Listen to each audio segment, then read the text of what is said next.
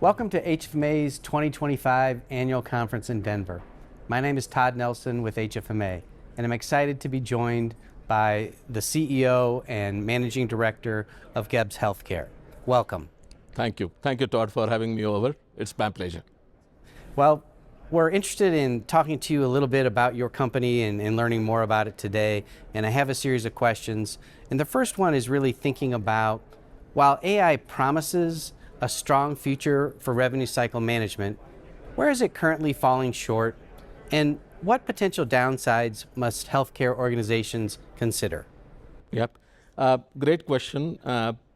AI promises a brighter future basis the structured data. And that's probably one of the prominent reasons why AI is falling short today, because of incomplete, inconsistent, and unstructured data, because of the challenges that we have within the healthcare system, heterogeneous systems, interoperability issues, etc. Second is about AI works on complete algorithms, right, in a simple word. And any algorithmic biases can involve inaccurate predictions, and that will result into flawed outcome. As far as healthcare providers are concerned, they should consider the risks that are more related with the data security, with data privacy, the regulatory compliance that we have in a place. And practically everybody seems to be in the rush to implement AI everywhere, anywhere. My recommendation and strong recommendation is AI without human oversight is a problem. One must implement AI with a human oversight. At GeBBS, we kind of mitigate this risk because all our AI-enabled tools and platforms, we use it with the strong data governance, a very robust quality assurance team that is working on the output and the outcome of each work that we do. And we have involved human experts at each and every cycle or stage of the autonomous coding. MG, thank you so much for sharing your insights. Thinking about the next area of focus, what are some of the risks of automating processes like denial management or coding without clinical context? Great question. I think I'll focus on two words that you have used. One is risk, and second is clinical context. In terms of AI, that context awareness is very, very critical. And that mostly will come from the clinicians, the RCM executives, and the physicians and the subject matter experts associated with it. I will start with ethics and compliance again. Let's consider AI inaccurately, unintentionally, accidentally upcodes the claim.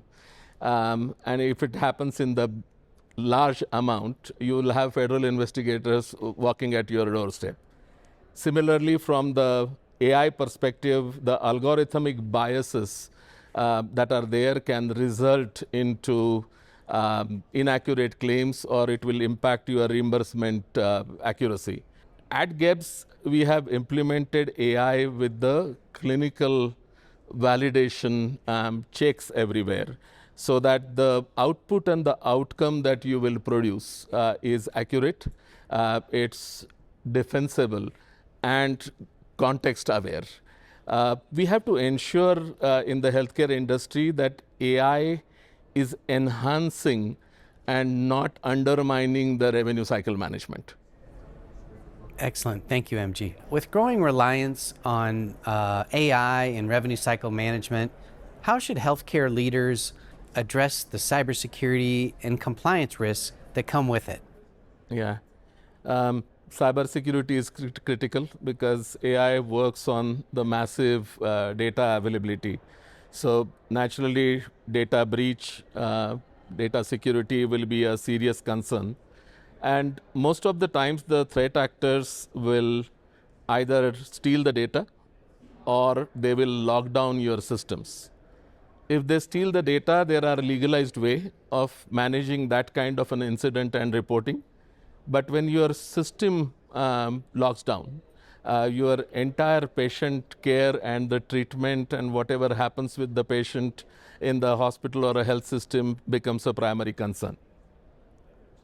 Best way is to protect your network. Establish strong data and security governance frameworks and go for maximum amount of certifications that are possible. Secondly, develop a strong incident response management system which will allow you to identify, to contain, to eradicate, and also to recover from the incidences rather quickly. And do periodic audits on your network, on your data systems, so that we do ethical hacking on our systems, right? So in GeBBS, what we have done is across all our applications, processes, and systems, we have followed a combination of several standards and certifications along with the strong governance framework.